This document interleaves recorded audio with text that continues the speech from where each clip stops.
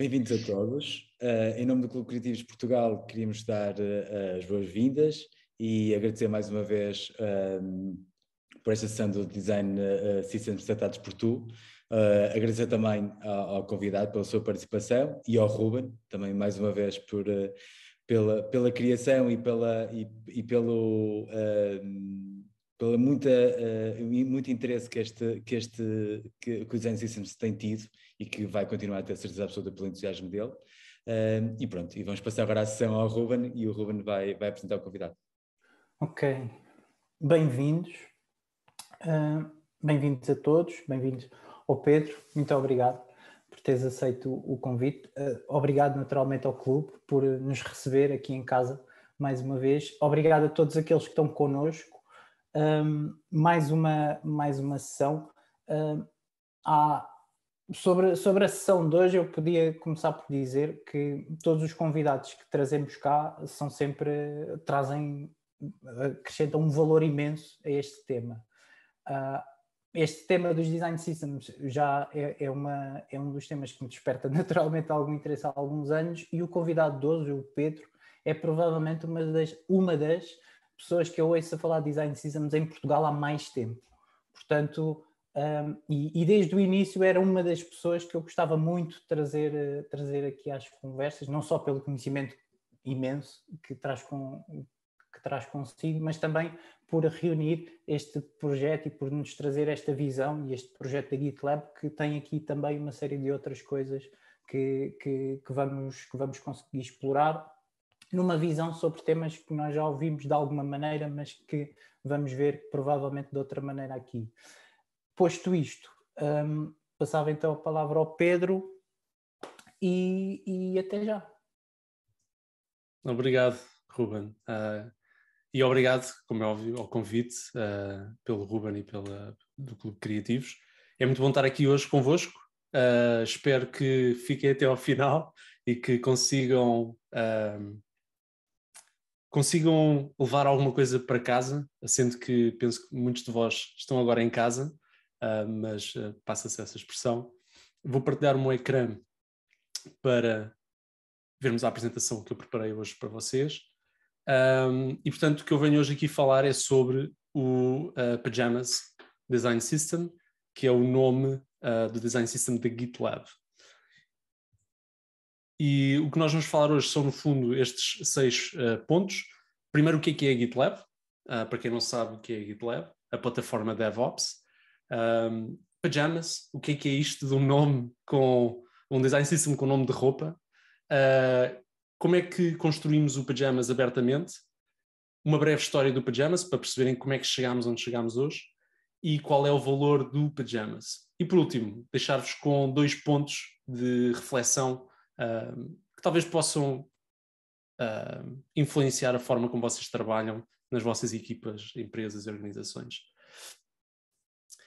Portanto, eu sou o Pedro, olá novamente. Eu sou Staff Product Designer na GitLab e sou Project Maintainer do Design System, do Pajamas Design System. E o que é isto de ser Staff Product Designer? É um papel que eu próprio ainda estou a descobrir e a explorar na sua especificidade daquilo que é a GitLab, mas no fundo acaba por ser conectar todas as equipas que eu apoio nos vários domínios de design, gestão de produto, engenharia, e tentar que todos estejam ligados a resolver os problemas certos, da forma certa, e potenciar e, no fundo, tentar que todos consigam trazer o maior valor. É uma forma muito genérica de descrever aquilo que eu faço, mas eu estou um pouco, ou cada vez mais afastado do design detalhado, aquilo que nós conhecemos, sabe? Design visual, design de interação, e mais focado em desafios mais estratégicos e amplos.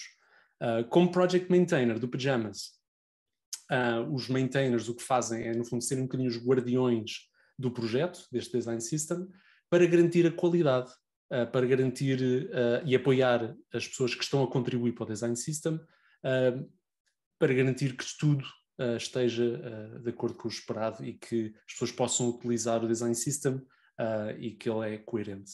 Eu estou envolvido desde o início neste projeto. desde a criação da paleta de cores, a escala tipográfica, vários componentes e recentemente também modelos conceituais de objetos, que é uma coisa um bocadinho mais abstrata e que me apaixona e que poderei falar mais sobre isso se for do vosso interesse depois na parte de Q&A.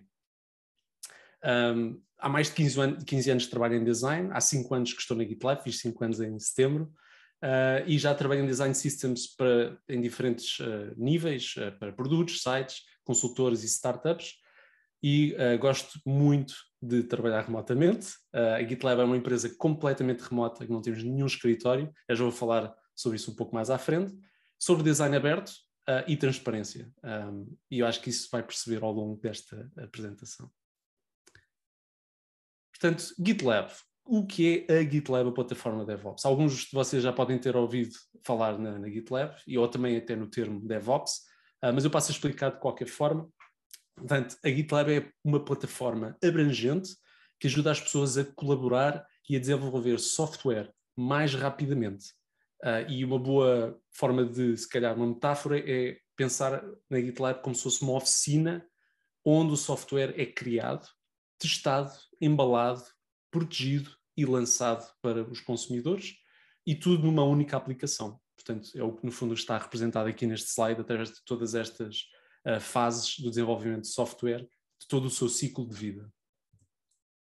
É usado por clientes de diferentes indústrias e tamanhos, como na área de entretenimento Ticketmaster, setor público a Agência Espacial Europeia, serviços financeiros a Goldman Sachs, tecnologia a Hotjar, um produto que se calhar alguns de vocês conhecem, hardware temos a NVIDIA e em open source o Drupal, o Content Management System, que também é muito utilizado.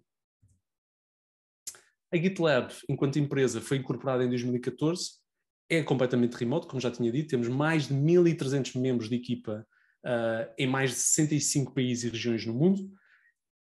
O produto em si é adotado por mais de 30 milhões de utilizadores que usam todos os dias a GitLab, desde startups e empresas globais, como já mostrei, e um dos nossos grandes fatores de diferenciação é termos uma comunidade muito forte, porque todo o produto é aberto, tem um núcleo de código aberto, algumas coisas proprietárias, mas a grande maioria é aberto, tal como o nosso design system, o handbook da nossa empresa, somos muito abertos e tudo pode ser utilizado a vosso favor, e a nossa comunidade tem mais de 2.400 contribuidores ativos. E agora falando do Pyjamas, que é no fundo o core desta apresentação, o que é este design system com o nome de roupa, e portanto eu vou já falar sobre isso, porque é que se chama Pyjamas, é uma das perguntas que nos colocam mais vezes, é uma referência à nossa cultura totalmente remota, e muitos de nós em Portugal que passámos a trabalhar em casa com a pandemia em teletrabalho, conseguimos, acho eu, relacionar com o uso de pijamas em casa. E para além disso, os pijamas são confortáveis, não é? São fiáveis, são consistentes, tal e qual como se quer um design system. Eu encontrei esta definição na Wikipédia, que achei espetacular, sobre os pijamas, que é: pijamas são um tipo de roupa usado para dormir por pessoas que não querem dormir sem roupas ou apenas com a roupa de baixo. Achei curiosa esta descrição e bastante correta. Aí temos alguns links neste slide, que depois eu vou partilhar os slides no final com a apresentação, onde temos uma link para a discussão original sobre o próprio nome do Pyjamas, que vem dar a esta página, onde vocês podem ver toda a discussão que teve lugar entre os vários membros da nossa equipa, com ideias para o nome e como chegámos até a este nome de Pyjamas. E, portanto, este é um exemplo muito pequenino da nossa transparência, e qualquer pessoa pode ver e contribuir nas nossas tarefas. Temos também outro design system dentro da GitLab, que se chama Slippers, e esse é o design system do nosso marketing website, Slippers, portanto em português chinelos, para fazer um contraponto com os pijamas. O que é que inclui o Pyjamas? O site design.gitlab.com é o nosso site de documentação, onde está lá tudo explicado. Inclui coisas muito comuns que vemos em outros design systems, como princípios de design, padrões de design base e componentes. e outras coisas também que normalmente não se veem, como auditorias de acessibilidade, normas de usabilidade e os objetos e modelos conceptuais que referi no início.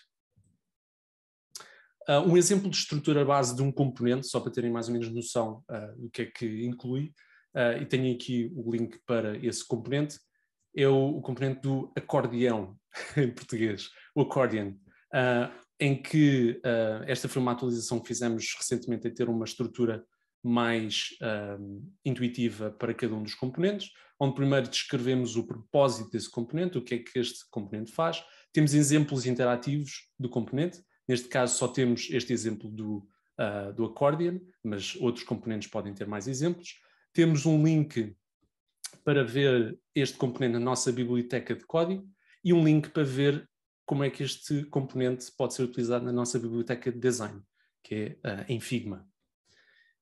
Temos também a estrutura, com a indicação dos vários elementos que compõem este componente e diretrizes de quando usar o componente, quando não usar, que tipo de conteúdo é que pode estar dentro do componente, como é que escrevemos o texto dos cabeçalhos, do corpo de texto, notas sobre acessibilidade e também alguns links. Primeiro, links para artigos e outros recursos que dão, que solidificam todo o conteúdo que temos aqui do componente. Temos, por exemplo, aqui o primeiro é um link para um artigo da Nielsen Norman Group e temos também depois aqui em baixo conteúdos relacionados aqui dentro do Pajamas.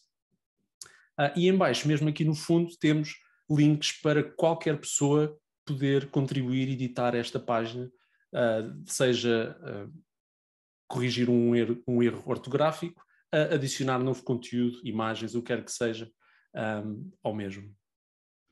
Esta é uma estrutura base de uma página comum, de um componente. E como é que construímos o Pajamas abertamente? Nós construímos o Pajamas com base em 4 projetos, e esta é a estrutura do nosso Design System, e todos estes 4 projetos são públicos e abertos e contribuem para a plataforma da GitLab, que é o que está no centro, a aplicação que todos utilizamos. Primeiro temos no topo o website Pajamas, que é o website de documentação, aquilo que estava agora a mostrar. Depois temos o Pajamas UI Kit em Figma. Depois temos a biblioteca em código, que é o GitLab UI. E por último temos a nossa biblioteca dedicada de ícones e ilustrações, que é o GitLab SVGs. Posso-vos mostrar como é que é o GitLab SVGs, onde temos aqui os ícones todos que foram desenhados de raiz para a GitLab e podemos alterar aqui vários parâmetros para ver como é que os ícones se comportam em diferentes aspectos, e temos também a parte de ilustrações com todas as ilustrações que temos atualmente no produto. Com toda esta estrutura e com todos estes projetos e com esta natureza open source e aberta da GitLab, fazemos questão que o Pajama seja utilizado por todos os contribuidores da GitLab. Mas, ao mesmo tempo, para preparar, tivemos que nos preparar para receber as propostas, pedidos e perguntas de qualquer pessoa no mundo, seja das pessoas que trabalham na GitLab todos os dias, dos nossos colegas, como também da comunidade que contribui para a GitLab. E para isso fizemos questão de escrever diretrizes para as contribuições, como documentação e templates de issues e merge requests. Posso mostrar-vos o exemplo aqui, que é a nossa página de como contribuir, desde contribuir um issue com propostas de UX, propostas de front-end, ou até mesmo contribuir um merge request, que no fundo é uma proposta de alteração de texto, imagens, o que quer que seja. Portanto, fizemos questão de fazer isto e que tem aqui links para várias templates e outros recursos. Temos também o ciclo de vida dos componentes, que já vou mostrar mais à frente, e temos também os planos para o nosso Design System públicos. Podemos ver aqui nesta página da direção do nosso Design System, onde, entre várias coisas, temos aqui uma secção que fala sobre o que é que estamos a fazer agora neste momento, o que é que vamos fazer a seguir, e também, mais abaixo, quais foram os grandes marcos que já conseguimos realizar. O ciclo de vida dos componentes pode ser sumarizado nesta imagem, neste diagrama, onde temos 4 grandes fases. A fase de definição, que definimos a utilização de um padrão no Pyjamas. Depois temos a fase de design, onde tentamos incluir esse padrão na nossa biblioteca de design em Figma. Depois temos a fase de construção na nossa biblioteca de código. E por último, integrar isto tudo na aplicação, na plataforma em si. Como podem ver aqui em baixo, com diferentes níveis de felicidade. Como é óbvio que nós tentamos sempre chegar aqui a esta fase de integrar. Às vezes demora mais tempo, outras vezes menos tempo. E que também está refletido aqui nesta parte do nosso design system, que é o Component Lifecycle, lá está o ciclo de vida dos componentes, que descreve aquilo que eu estava agora a mencionar, e entre várias coisas, esta é uma secção que eu gosto bastante, que é como podemos determinar se um componente deve ou não deve ser incluído no design system, se é um componente novo, se é uma variação de um componente existente, se é tecnicamente viável este componente que está a ser proposto. Portanto, todas estas questões e tudo isto que aqui está, nós criámos e documentámos, não só para nós, mas para qualquer pessoa contribuir. E a partir do momento em que fazemos isso, o nível de qualidade aumenta substancialmente, porque o standard é igual para qualquer tipo de contribuição, seja ela interna ou externa. Uma breve história do Pyjamas, para perceber um pouco como é que tudo aquilo que eu mostrei, como é que chegámos a este ponto. Portanto, em 2014 foi a contratação do primeiro designer da GitLab. Em 2016 houve a formação da equipa de User Experience e foi esta formação desta equipa que precipitou o início do Pyjamas no ano seguinte, em 2017, e portanto o Pyjamas já tem quase 5 anos de vida. E por isso eu acho que às vezes convém pôr as coisas em perspectiva, porque muitas vezes olhamos para design systems que são muito complexos, são muito completos até, e achamos, isto é incrível, como nós nunca vamos conseguir chegar a este nível. As coisas demoram tempo, sim, e por isso acho que convém referenciar, olha, de facto isto que temos aqui demorou 5 anos a construir, com diferentes momentos de investimento, mas demorou 5 anos. Em 2017, onde estávamos, começámos também a nossa biblioteca de ícones e ilustrações. No ano seguinte, em 2018, os padrões de design base, como cores, tipografia e espaçamento, a biblioteca de design em Sketch, na altura, e a biblioteca de código. Em 2019 fizemos uma transição para Figma, Sketch para Figma, porque quisemos melhorar a colaboração e acelerar o ritmo do nosso trabalho, ao mesmo tempo tentando manter a natureza aberta e convidando contribuições de qualquer um, e o Figma, pronto, tem sido um sucesso para nós e tem potenciado tudo isto que estava agora a dizer. Em 2020 foi um marco significativo para nós, em que conseguimos ter uma equipa dedicada ao Pyjamas. Portanto, até 2020 eram os designers e todas as outras pessoas a contribuir no seu tempo, digamos, livre, entre aspas, tentando alocar algum tempo todas as semanas ou meses para contribuir. A partir de 2020 que temos uma equipa dedicada ao Pyjamas, houve um maior esforço de integração dos componentes e dos padrões na aplicação e começámos o trabalho dos objetos e modelos conceptuais. Em baixo tem um link para um artigo, The Evolution of UX at GitLab, que mostra todo este percurso do nosso departamento, e do lado direito temos um diagrama desde 2014 até aos dias de hoje, com, em 2014, aquilo, pronto, para quem não conhece, aquele era o nosso antigo logo. Portanto, em 2014 o logo da GitLab era aquele, não sei, aquela raposa do inferno. Era muito mau, muito mau. Infelizmente hoje em dia temos este logo, mas pronto, desde 2014 até aos dias de hoje, como é que a nossa organização globalmente evoluiu na sua maturidade relativamente à User Experience. Em 2017 foi quando foi introduzido o Design System e começou o Design System, pode ser mais ou menos equiparada ao estágio de maturidade onde a usabilidade já está a ser gerida de uma forma consciente e formal, portanto, Managed Usability. Hoje em dia estamos mais ou menos num dos últimos estágios onde todas as decisões têm ao seu centro o utilizador e um processo de design centrado no utilizador. Convido-vos também, se não conhecem, a conhecer este modelo de maturidade de User Experience da Nielsen Norman, tem uns links em baixo. Se quiserem saber mais, eu podia continuar a falar mais sobre Pyjamas e pronto, espero também as vossas perguntas depois da apresentação, mas se quiserem saber mais sobre isto, houve um livro escrito por duas das nossas colegas, a Tori Davies, que é a atual Product Design Manager da equipa que mantém o Pajamas, e pela Sarah Veselov, a nossa ex-UX Manager, que criou as bases para o sucesso atual do Pajamas. É um livro muito prático, é mais focado em produtos, mas também tem dicas para agências, para pessoas que trabalham no ambiente de serviços para clientes. Tem muitos exemplos práticos, templates e casos de estudo, como o próprio Pajamas, e tem o que eu gosto mais, é esta diferenciação de falar de tópicos menos populares, como vender, no fundo, e ganhar investimento para o Design System, e como medir o sucesso também desse Design System. Eu não ganho comissão, ok, pronto, eu estou a falar disto aqui, mas não ganho comissão, infelizmente. Eu já estive a falar com a Tori e com a Sarah, mas ainda não, ainda não resultou. Mas pronto, aconselho de qualquer forma a verem o livro. Chegamos então ao qual o valor do Pajamas, né? No seguimento desta conversa, uma das coisas que nós fizemos foi lançar um inquérito recorrente. Fizemos o inquérito em 2018 e mais recentemente em 2021, com respostas de designers, engenheiros, gestores de produto, para comparar a evolução e de que forma é que o Pajamas teve impacto no trabalho e no dia-a-dia destas equipas. E os temas principais são, em primeiro lugar, o Pajamas é referenciado muito mais vezes e é considerado muito mais útil desde 2018.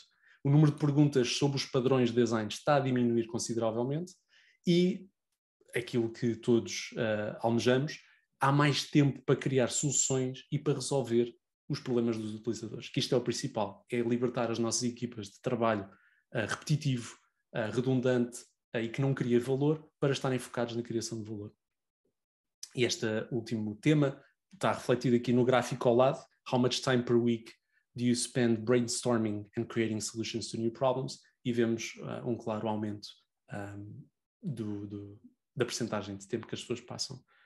No fundo, há um link também para um artigo, Measuring the Value of Our Design System, onde que vai mais em fundo deste inquérito que nós lançamos. Também estamos a monitorizar a adoção da biblioteca de código do Pajamas e também o uso da biblioteca Design em Figma. Portanto, há N formas de monitorizar o valor do Design System. Isto traz-nos as duas reflexões que eu gostava que vocês levassem. Primeiro, que os Design Systems públicos têm muito mais vantagens do que desvantagens. Sim, não podemos, se calhar, ou não é execuível a curto prazo, ter tudo público, mas muita coisa, se calhar, que fazemos para os nossos Design Systems poderia ser pública, sem problemas. Aumenta a visibilidade do trabalho, contribuindo para uma credibilidade e melhoria no recrutamento da empresa. Nós sentimos isso diretamente na GitLab, pessoas, designers, que querem vir trabalhar para a GitLab por todo o trabalho que vem em público do Design System. Poupa-se também muito trabalho, porque em vez de decidirmos, olha, vamos construir uma versão privada e outra pública, todos os nossos esforços são focados numa única versão. E não perdemos tempo a tomar essas decisões do que é que deve ser público ou o que é que deve ser privado. Ao ser público, abre-se também a possibilidade de contribuições por pessoas externas, o que, no fundo, acaba por aumentar a qualidade do trabalho, porque somos obrigados a construir processos mais sólidos e documentados para conseguir receber estas contribuições, sejam elas externas ou internas. E em segundo ponto, é essencial medir com frequência, se possível, o sucesso dos Design Systems, porque só medir é que conseguimos melhorar e demonstramos o sucesso do Design System, para conseguirmos garantir mais investimento no mesmo. E isto foi, como já mostrei antes, entre várias coisas, foi esta demonstração de valor que nos permitiu ter uma equipa dedicada no Pajamas a partir de 2020. Foi um grande marco para nós. Deixo-vos com esta pequena folha de recurso, que chama-se Measuring Success, foi partilhado pelo Nathan Curtis, onde tem várias formas de medir o sucesso, que dependem das perguntas e do resultado esperado, e convido-vos a ver isto depois em mais detalhe e ver o que é que podem implementar nos vossos Design Systems. E também convido-vos a seguir o próprio Nathan Curtis, porque ele é espetacular, uma pessoa que está muito focada na área dos Design Systems, e tudo aquilo que ele produz e partilha é de alta qualidade. E com isto, resta-me agradecer os que sobreviveram e que ainda estão connosco. Obrigado. Podem me encontrar no Twitter, pedroms.com, meu site, pedroms.com, e o site do Pajamas, design.gitlab.com. Obrigado mais uma vez. Incrível.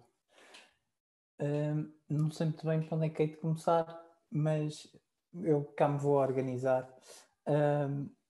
Queria só dizer que o nosso Q&A está aberto e à disposição. Todas as dúvidas que vos possam ter surgido, por favor, publiquem a vossa pergunta, a vossa questão, que nós vamos puxando para a conversa todos os tópicos que lá forem sendo colocados. Posto isto, começava talvez pelo princípio. Como dizia no início, o Pedro é provavelmente uma das pessoas, há um punhado delas em Portugal que eu já ouço a falar dos design systems há mais tempo. E calculávamos até no início esse tempo, que já são alguns anos. A minha primeira pergunta, Pedro, era desse momento para cá, que evolução é que tu sentiste, é que tu viste no tema dos design systems? Para além, claro, do maior awareness e da promoção, a forma como falamos hoje de design systems é a mesma de como falávamos há uns anos atrás? Ou isso foi mudando e os temas foram mudando e a forma de falar dos design systems foi mudando? Eu acho que é natural, houve um crescimento, uma evolução. Há hoje em dia uma maturidade muito superior. E porque, pronto, foi-se falando mais sobre isso, foi-se percebendo o seu valor, fomos nos profissionalizando mais, criando melhores ferramentas. Temos muito mais livros hoje em dia, há muito mais conhecimento sobre os design systems, o que não só ajudou as equipas de design a começarem a criar esses design systems, como também as outras pessoas com quem nós trabalhamos, os outros domínios, na parte de engenharia, na parte de gestão de produto e gestão de projeto, como também os próprios clientes. Não é?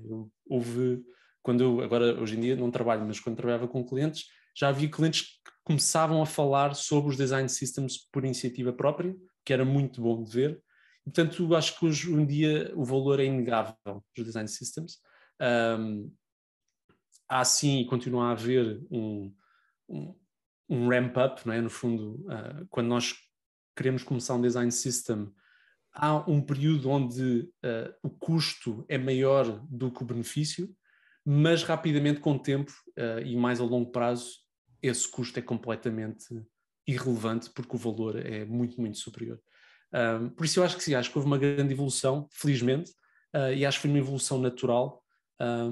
E sobretudo uma das coisas que eu tenho gostado muito de ver é falar-se dos design systems como não sendo só para designers e não ser só os designers a falar sobre os design systems. Eu acho que isso é muito importante na adoção dos mesmos e de ganhar este buy-in por todos os stakeholders e todos os domínios que estão envolvidos. Ok. Bom, se calhar antes de mergulhar e já pegando nessa dica dos design systems, não só para designers, noutras conversas aqui nós temos refletido um pouco que o design system não é uma ilha em si próprio, ou seja, o design system não é um fim.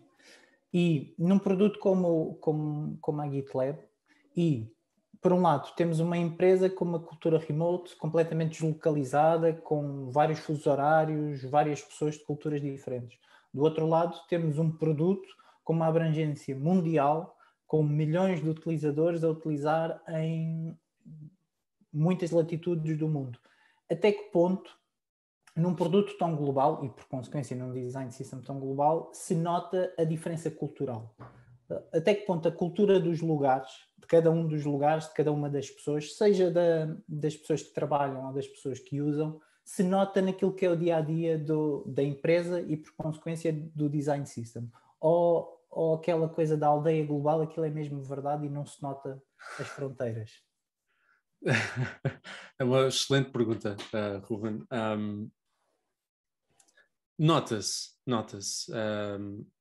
Dois exemplos claros é, por exemplo, a preocupação com a acessibilidade, em que se nota, dependendo do contexto onde as pessoas vivem, trazem mais ou menos preocupação sobre a acessibilidade. e que é curioso. Há pessoas que, se calhar, no contexto onde vivem, na cultura onde vivem, não há essa grande preocupação, ou não é uma coisa que se fala muito, mas se calhar há pessoas de outros sítios, de outros países, de outras regiões, onde se fala mais sobre acessibilidade e é um tema mais na mesa, ou design universal. E outro ponto mais concreto tem a ver com os próprios padrões em si, e de que forma é que são entendidos por diferentes regiões do globo, em que eu posso dizer por experiência própria que há padrões, ou a percepção de determinados padrões de design é muito diferente em todas as regiões do globo, mas sobretudo quando estamos a falar entre o Ocidente e mais o continente asiático, não é? Onde os padrões são entendidos de uma forma diferente, e é ótimo ter esse input e ter inclusivamente pessoas a dizer, olha, temos aqui este exemplo desta aplicação que nós não conhecemos de lado nenhum e que faz coisas de determinada forma, e que se calhar começamos a olhar para esse padrão de uma forma diferente, ou a explorar outros padrões novos.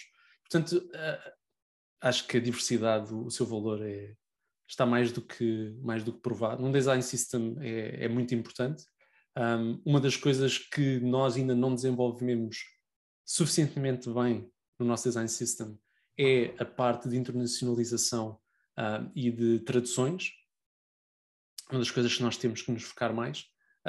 Também porque, pronto, por um lado, a GitLab, sendo uma ferramenta para o desenvolvimento de software, normalmente toda a terminologia e todo o vocabulário e os idiomas vai tudo sempre bater um pouco no inglês, por isso não há uma pressão tão grande nesse sentido, mas ainda assim temos sempre, lá está, porque temos uma equipa diversa, temos sempre isso em consideração. Lá está, ainda hoje estava a falar sobre isso com uns colegas meus sobre um botão e qual é que era o texto dentro do botão, e estava a dizer, olha, ok, podíamos mudar para isto, temos duas opções, mas uma delas é muito maior em alemão.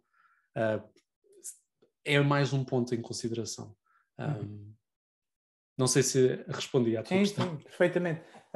Por acaso, então é justo dizer, ou seja, que desenhar um produto global é quase impossível desligá-lo, que ele vai ser utilizado em várias culturas diferentes e que isso tem um impacto grande.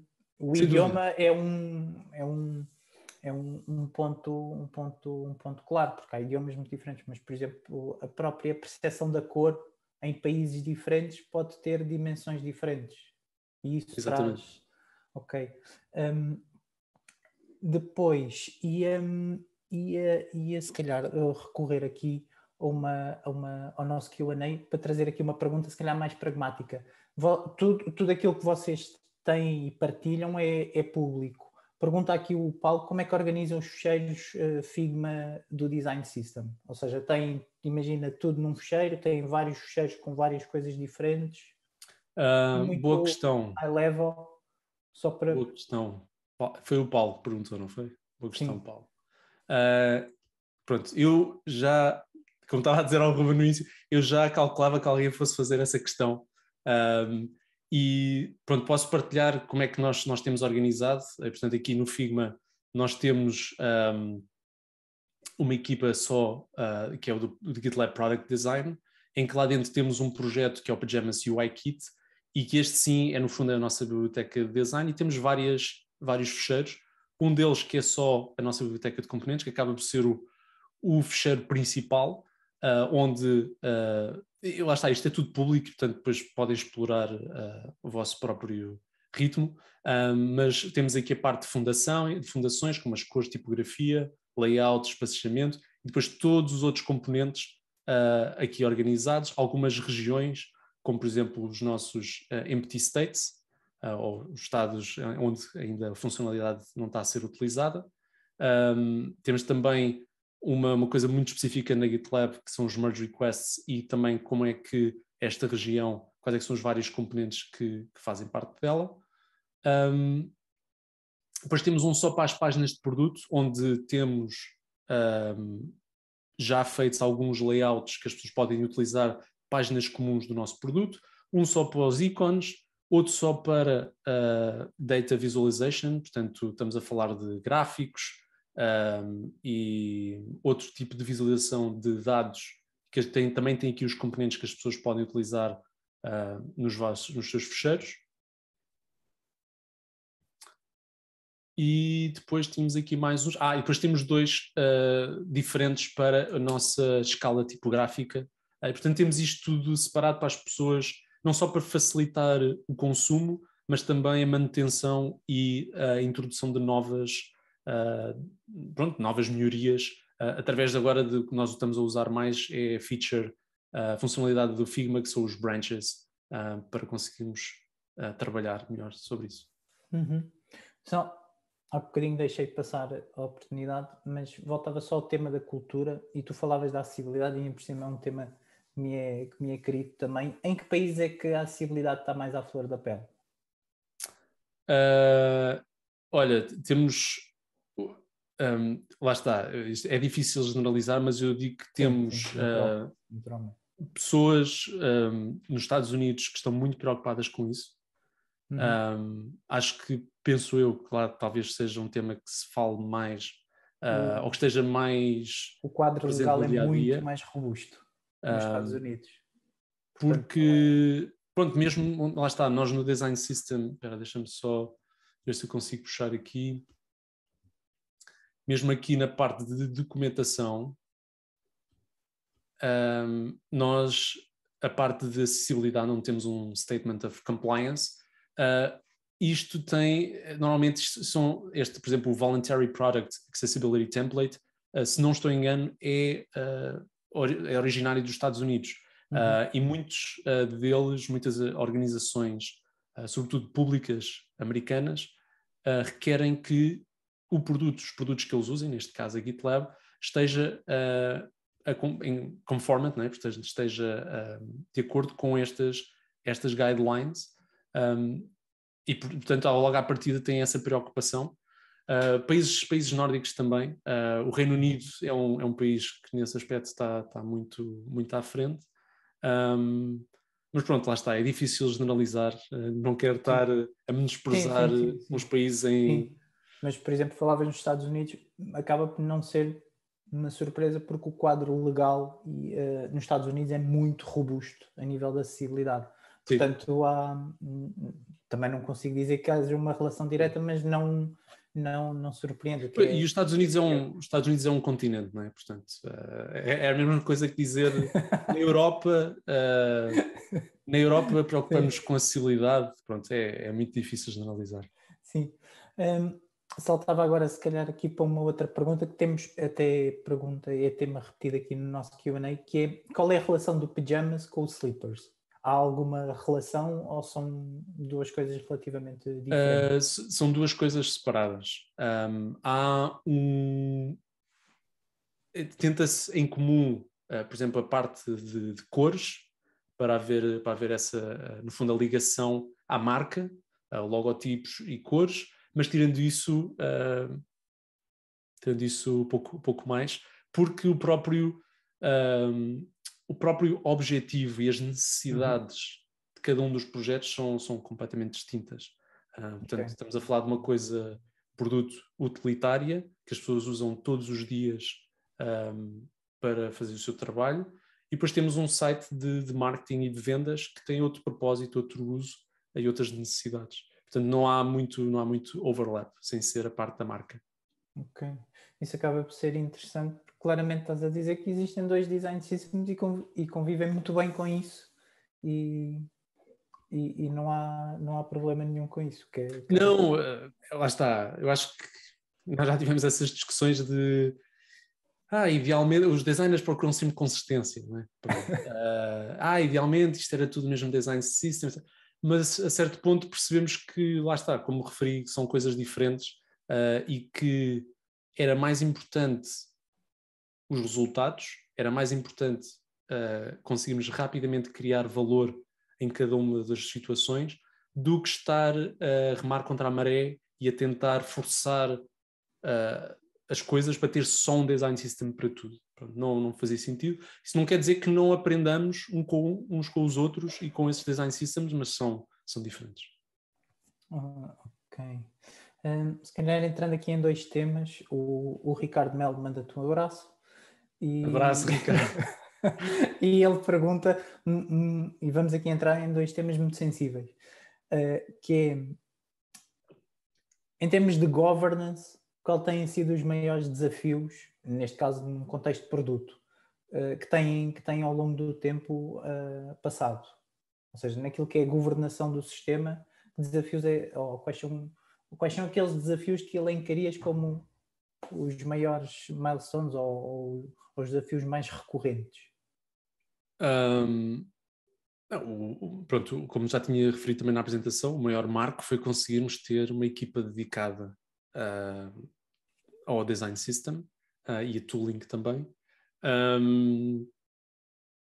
Isso sem dúvida foi o maior marco e que foi um trabalho que fizemos e que lá está, não foi por um desconhecimento do Design System e do seu valor, foi porque nós há tanta coisa que podemos fazer, como é que escolhemos o que é que vamos fazer, em que é que vamos investir, e foi preciso trabalhar bem essa proposta de valor para mostrar que sim, entre estas coisas todas, vamos deixar de fazer isto em prol do Design System. Pronto. E esse trade-off era algo que era importante fazer. Portanto, isso para mim foi mais recentemente o maior marco, porque até lá tinha sido sempre quase um projeto iniciado pela própria equipa e que estávamos a tentar ganhar buy-in e que as pessoas usassem mais. Outro aspecto muito importante foi os nossos aliados em engenharia, que viram aqui uma oportunidade incrível de reduzir isto, neste Design System, como quase em todos, de reduzir a dívida técnica, technical debt, que... Já agora, como é que é feita essa relação? UX? É uma relação... está tudo integrado, portanto o Design System e a equipa do Design System não são só designers, tem engenheiros, tem engineering managers, é tudo partilhado e há métricas de sucesso específicas ou mais voltadas para a engenharia, há métricas de sucesso mais voltadas para o design e trabalhamos todos em conjunto porque, lá está, nós estamos e foi isso sempre que tentámos fazer, foi enquadrar o Design System como não sendo uma coisa só para o sucesso do design, por assim dizer, ou é para um objetivo maior. E por isso, a partir do momento em que conseguimos fazer esse enquadramento, todas estas áreas conseguem compreender o seu valor e fazem todos parte e tentamos incluir logo todos desde o início. Foi uma batalha porque lá está, isto começou mais pela parte do design, tínhamos alguns aliados sim em engenharia, alguns engenheiros, mas rapidamente, pronto, tentámos ganhar outros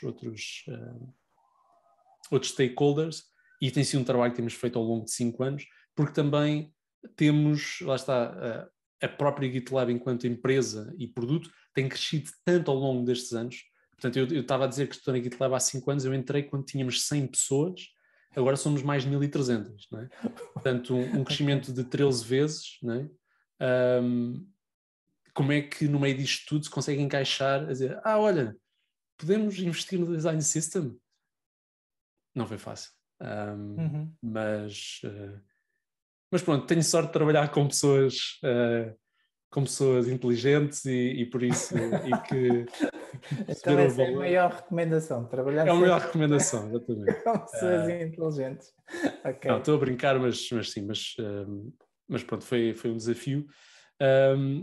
Sem ser isso, e se calhar mais concretamente respondendo à pergunta do Ricardo, no dia-a-dia, o desafio de governance é, sobretudo, de termos poucos maintainers a manter o design system e a fazer os tais guardiões desta qualidade, o que, por um lado, é um problema, por outro lado, é uma oportunidade, porque isto significa que nós temos que criar cada vez mais recursos e recursos mais claros e numa ótica de self-service, onde as pessoas que procuram contribuir para o design system consigam aprender quais é que são os nossos estándares de qualidade e que nós não tínhamos que estar lá sempre para explicar como é que as coisas têm que ser feitas. Pronto, esse é o maior desafio, porque lá está, só temos, sei lá, 5, 6 pessoas a aceitar as contribuições do design system e temos uma potencialidade de centenas ou, sei lá, mais de pessoas a poderem contribuir. E esse é um desafio muito interessante, mas que até agora temos conseguido gerir de uma boa forma, porque já tínhamos também muitos anos de aprendizagem com o próprio GitLab, porque a plataforma, sendo open source, também tem esse desafio de receber contribuições externas, e pronto. Eu podia continuar a falar sobre isso, mas espero que o Ricardo esteja satisfeito. Se não, Ricardo, já tens o meu número, podemos falar. Saltava, se calhar aqui ainda ligado, e até falaste sobre isso, aproveitava aqui a pergunta da Tânia, que métricas é que têm, primeiro, que métricas é que têm de alguma forma seguido e que de forma é que essas métricas ajudam a medir ou não o sucesso de um design system? Certo. Portanto, duas métricas muito concretas, pronto, para além daquilo que eu já tinha partilhado do inquérito, que pronto, acabam por ser, não são métricas com, como eu ia dizer, nós não estamos sempre a obter esses dados, portanto, só de X em X tempo é que fazemos o inquérito, e outros têm a ver com a adoção dos padrões que estão na nossa biblioteca de código no produto em si. E, portanto, isso, atualmente temos algumas ferramentas que fazem essa medição automaticamente e estamos a melhorar para perceber que estamos a conseguir cobrir toda a aplicação com os componentes e os padrões de design, porque atualmente ainda temos muitos padrões e muitos elementos na nossa aplicação que não estão a usar o design system, são custom elements. Pronto. E por isso, através desta medição, estamos a conseguir fazer isso. Por outro lado, o que estamos agora algo interessados em fazer é olhar para as métricas e o analytics que a própria Figma nos dá, que penso que é uma coisa relativamente recente e que permite perceber o uso de cada um dos componentes, quantas vezes é que os componentes no Figma são personalizados, são detached, portanto, em que é feita a quebra da ligação com a biblioteca, para percebermos onde é que há oportunidades para melhorias e clarificação e etc. E, portanto, isso é o que nós estamos a olhar mais agora, mas há um mundo pela frente, mas por agora é isso. Ok, o detach por acaso é interessante, ou seja, quando quebras o cordão umbilical por alguma coisa é. Exato, okay. Há ali qualquer coisa a investigar. Se acontece muitas vezes, não é? Há ali qualquer coisa. Sim, sem dúvida. Boa. Se calhar partia aqui, tu foste falando imenso disso. A primeira versão que eu conheci do Pyjamas era mesmo uma coisa muito simples. Tinha, acho que as cores, as letras e pouco mais. Era assim uma coisa mesmo muito, muito simples. Hoje é aquilo que mostraste. E uma das coisas mais interessantes do sistema é, e vais-me dizer se isto é verdade ou não, é que vocês têm piadas internas lá. Ou seja, vocês têm um componente que são as meias. São as meias. E que é posso partilhar. E que é literalmente as meias. Porque, ou seja, aliás, há uma fotografia das meias. Sim. Há uma fotografia das meias que eu posso partilhar. Porque isto foi uma das primeiras coisas quando nós... nós gostamos muito do que se chama swag na GitLab, sei lá, t-shirts, garrafas da GitLab, como eu estava aqui a mostrar, meias e etc. E no meio disto tudo houve também umas meias do Pyjamas que foram feitas, que estão aqui. Olha, esta imagem por acaso precisa de ser otimizada, esta está muito grande. Olha, é uma coisa, olha, se alguém quiser, é aberto, podem vir aqui editar e otimizar esta imagem para não ser tão grande. Mas pronto, está aqui uma fotografia que alguém tirou das suas meias do Pyjamas, com o logo, e pusemos aqui como um dos componentes, e qual é que é, lá está, usando aquela estrutura que eu tinha mostrado, qual é o seu propósito. Portanto, socks represent a unique way to warm your feet. Algumas guidelines, quando é que se deve usar, quando é que não se deve usar meias, como por exemplo, normalmente usar meias na praia, pronto, não é? Tem esta que é muito gira, que é se a pessoa estiver a caminhar no exterior, considerar usar, em vez de meias, usar slippers, e aqui temos o link para o design system do marketing website. E pronto, e a diretriz da acessibilidade é que as meias devem estar normalmente numa gaveta que seja fácil de chegar. Mas eu falei nisto para fazer ponto com um outro sistema, com um outro ponto, que também tem ao longo do sistema os to-dos, ou seja, o trabalho Aos que está por fazer. Sim. Vocês não temem, ou seja, a GitLab mais nestas comunidades do design, do front-end, não serem levados muito a sério, porque estão literalmente tipo a abrir e a exporem-se. Como é que a equipa convive com isto? Porque vocês estão literalmente a expor aquilo que são as dinâmicas da equipa, aquilo que são o trabalho por fazer da equipa. Não têm receio de estar a abrir demasiado a porta. Por exemplo, uma das coisas que também vi da GitLab é que vocês abrem algumas das vossas reuniões de equipa, transmitem no YouTube. Sim, muitas. Vocês não têm medo de estar a abrir muito a porta de serem copiados pela concorrência ou de estarem a entregar o ouro ao bandido, chamemos-lhe assim? Não. Eu acho que é uma mudança de mentalidade. Eu já falei disto outras vezes também, que pronto, lá está, não é fácil, acho que está na natureza humana também, e penso também muito na forma como nós somos educados. Eu só posso falar da educação que tive, pronto, mais ocidental, não é? Se calhar uma educação oriental ou de outras regiões do globo não seja assim, mas que penaliza a cópia, que glorifica a propriedade intelectual e que tem o seu valor e tem o seu lugar, mas se calhar em demasia, porque há casos em que, pronto, a propriedade intelectual não é o que seria de esperar. E isto para dizer que quando eu me juntei à GitLab tive que desaprender um bocado isso, nós estamos habituados de guardar tudo, de não copiar, de isto e aquilo outro. Mas verdade seja dito, nós somos mais fortes por isso, nós somos mais fortes por ter tudo público, nós somos mais fortes também por não recear que outros nos copiem, porque nós também aprendemos muito com aquilo que nos rodeia, não é? Com outros produtos, sejam eles concorrentes ou não, com tudo. Por isso, não temos esse receio. Aliás, muitas vezes é uma forma de validação, não é? Aquilo que se diz, a cópia é uma das melhores formas de elogio.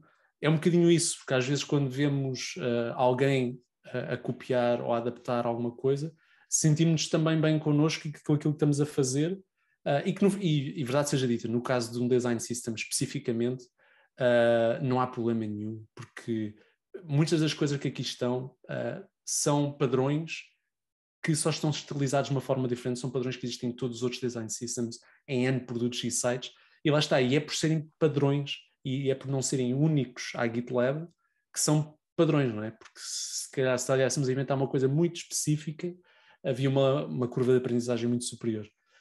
Mas pronto, isto para dizer que não, estamos habituados, e isso até tira muita pressão do nosso trabalho, o que parece contra...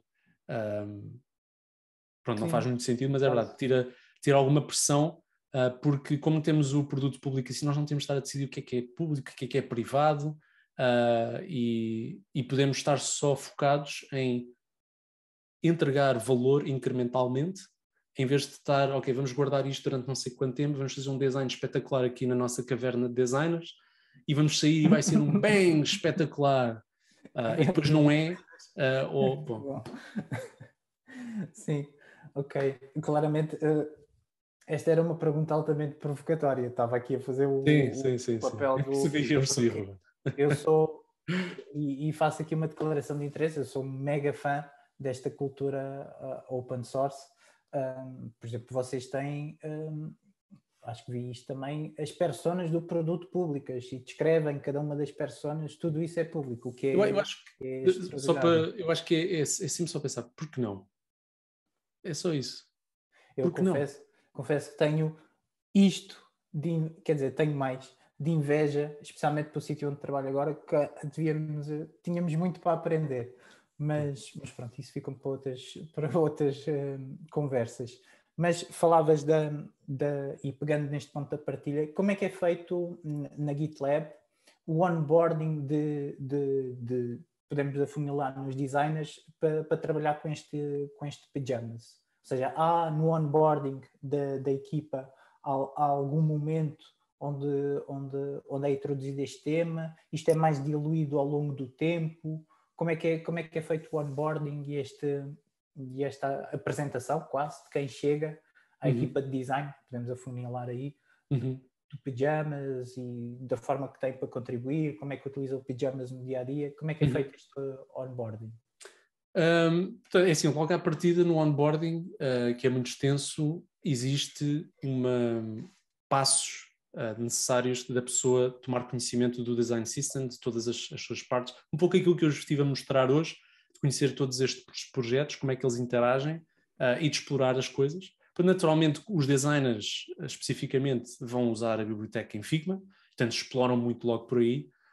Um dos desafios que nós temos hoje em dia, que pode até parecer um bocadinho que vai contra tudo aquilo que eu tive a dizer até agora, mas que é uma coisa que eu acho que isso vai sempre acontecer, sentimos sempre que temos que continuamente melhorar, é o processo de contribuição.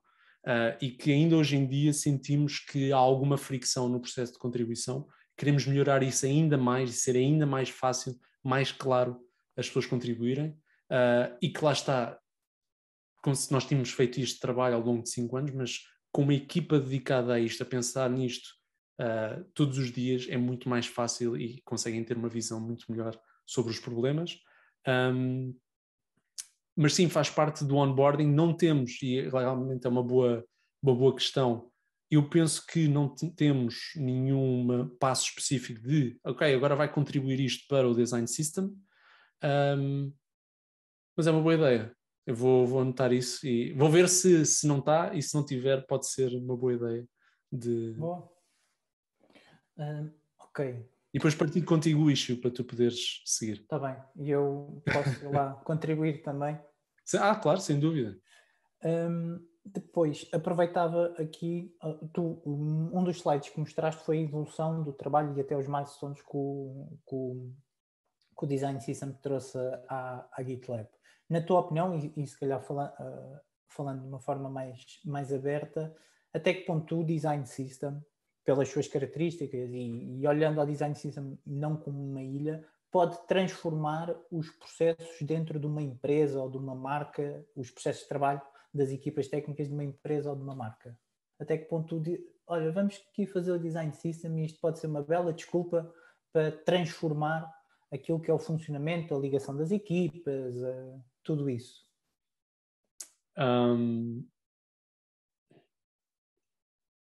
Sem dúvida, eu acho que muda porque, como eu estava a mostrar,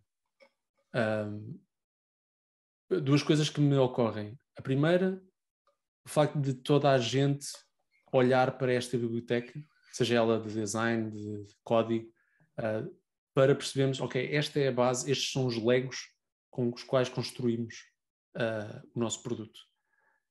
E, portanto, isso muda logo a perspectiva do que quando uma empresa não tem um design system e que faz tudo, tudo é um componente separado, não são instâncias de um componente, tudo é o seu componente, tudo é o seu padrão feito de raiz e perde-se muito, perde-se muita coisa com isso. E a segunda coisa tem a ver com aquilo que mostrei há pouco, de decidir quando é que faz sentido incluir um padrão de design no sistema. E, por exemplo, quando temos um designer a desenhar uma nova interface, vamos imaginar, para uma parte do produto, ele começa a utilizar alguns destes padrões que já temos no Pyjamas, mas se calhar depois encontra, olha, aqui há uma parte que vamos ter que precisar de um novo padrão. Justificadamente ou não, pronto, nesse momento ainda não sabemos. E se calhar começa a desenvolver isso, nós temos sempre esse momento em que o designer tem que ser confrontado com essa decisão de se faz sentido ter uma quebra com o design system ou não, ou se faz sentido incluir no design system. E para mim esse momento é importantíssimo. Esse momento em que o designer tem que justificar porque é que não está conforme a biblioteca, está a criar uma coisa única, que pode ser justificável, não é? Mas tem que conseguir justificar essa decisão, nem que seja para ele próprio, não é? Pelo menos. E eu acho que isso faz não só o designer melhor designer, mas todo o processo muito mais sólido, fortificado com todas as pessoas com que ele está a trabalhar e que no final tem um melhor impacto no utilizador. Eu acho que um design system muda a forma como as pessoas pensam. Lá está. Não só na utilização do design system, como essa caixa de Legos, mas também quando nós não, se calhar, vamos criar uma coisa nova para a caixa de Legos, ou não vamos utilizar a caixa de Legos. Eu acho que isso faz o processo melhor e o trabalho melhor. Falando de trabalho melhor, isto, não sei se há uma resposta certa para isto. É mais, perguntava mais a tua opinião. Tu certamente já ouviste falar milhares de vezes das dificuldades às vezes que a equipa de design tem com a equipa de engenharia. Isto acontece em muitos... Podíamos discutir porquê. E é uma tensão saudável. Em muitas conversas e que vou tendo, às vezes faço esta sugestão de ok, se as duas equipas não se entendem, comecem a fazer um design system. E isto é um pau de dois bicos, que é, mas a equipa não se entende e vai fazer uma coisa como o design system. Mas se a equipa não se entende, se calhar era melhor definir uma linguagem comum. E então aí pode entrar o design system. Qual era a tua opinião sobre isto? Uma equipa de design e engenharia entendem-se mal. O design system pode de alguma forma transformar esta relação, desde que as pessoas se queiram ouvir. Pronto, se estiver naquele ponto da violência, já não há nada a fazer. Pois, eu acho... É entregar a Deus. Mas se estivermos naquele ponto que as pessoas se querem ouvir, um design system pode aqui de alguma forma desbloquear, porque é um trabalho profundamente iterativo. Se as pessoas não trabalharem em conjunto, não há nada a fazer. Mas na tua opinião, isto uma opinião pessoal, claro, o design system pode desbloquear esta relação entre as equipas? Olha, é difícil de dizer, depende muito de caso para caso. À partida, eu diria que não. À partida, eu diria que se há problema das pessoas a trabalhar em conjunto, o design system pode não ser a melhor forma. Pode ser, mas à partida eu diria que não. Se calhar tem que ser outras coisas. Porque começar a criar um design system, se a equipa não trabalha bem, a primeira coisa em que vão bater, quase de certeza, que nós também batemos, mas por acaso trabalhávamos todos bem e havia boa comunicação, mas que foi logo das coisas mais difíceis, e muitos se calhar das pessoas que estão aqui a assistir vão concordar, é dar nomes às coisas. Os nomes, sim. Dar nome às coisas. Dar nome a variáveis, dar nome a o que quer que seja. Pronto. E logo aí eu acho que as pessoas podem ficar, dependendo da cultura de empresa e de como é que trabalham, podem ficar nisso durante semanas, a discutir qual é a estrutura de nomes que vamos dar a isto ou aquilo. Depois os engenheiros têm uma opinião, e dentro dos próprios da engenharia há várias opiniões, e os designers também. Por isso o design system pode até quebrar um pouco a colaboração das pessoas no início nessa criação. Portanto, é difícil de dizer. Então, aproveitando, se tivéssemos que ter uma matriz de maturidade nos design systems, as primeiras etapas seriam sempre a equipa trabalhar bem, com ou sem design system. Claro, isso seria fantástico, não é? É uma equipa que já trabalha bem conseguir isso. Mas pronto, lá está, à partida, uma equipa que já trabalha bem, uma equipa para trabalhar bem vai precisar de design system. Pronto, logo à partida. Mas sim, eu diria que, como é óbvio, ter uma equipa que sabe comunicar bem, que conseguem discordar, mas avançar com determinados assuntos, em que não é preciso haver consenso para avançar com coisas, mesmo que seja depois, se calhar mais tarde, vamos evoluir e vamos alterar determinadas decisões. Eu acho que isso é essencial, não é? Isto, estamos a falar de design system, estamos a falar de tudo, de qualquer organização ou conjunto de indivíduos. volto se calhar a um exemplo que todos conhecemos dos trabalhos de grupo na escola, não é? Que bom! Quem não se lembra, tentar trabalhar com isso. Portanto, se um grupo não consegue trabalhar bem, ou melhor, se consegue trabalhar bem, metade do trabalho já está feito. Boa. Não, estamos quase aqui na nossa hora, mas tinha aquela pergunta da praxe que eu faço sempre no final destas nossas conversas, que é, e que acredito pode ser uma boa ajuda para quem esteja a ouvir, alguém que queira começar um design system, para além, claro, de se dar bem com a equipa de engenharia, já percebi isso.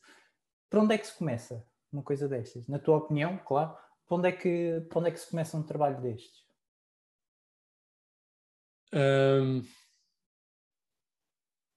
Bom, essa é uma grande pergunta. Isso parece a pergunta do que é que dizem os teus olhos, não é?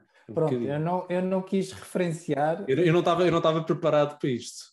Eu não quis referenciar, mas sim, é a pergunta da praxe. Ok, isto é o mais próximo que eu vou estar do alta definição. Não,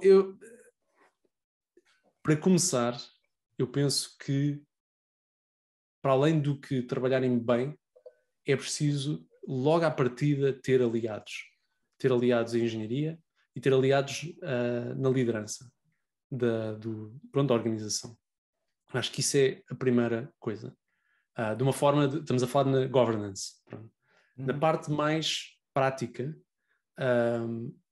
eu penso que o melhor seja fazer uma auditoria de tudo aquilo que é inconsistente numa aplicação, num serviço, fazer uma auditoria muito grande para as pessoas ficarem assustadas, ok? Que isso é bom, as pessoas ficarem assustadas porque quer dizer que há oportunidade para mudança. E escolher qual é a coisa mais pequena que nós podemos fazer para melhorar esta situação. E, por exemplo, no nosso caso, a coisa mais simples, que aliás até fui eu que comecei a fazer, foi as cores. Que foi, ok, vamos harmonizar, e fiz um inventário das cores, vamos harmonizar todas as cores que temos na aplicação. Nós temos, na altura tínhamos, sei lá, tipo 16 tipos de vermelho, desde um mais rosa até um vermelho Benfica, pronto.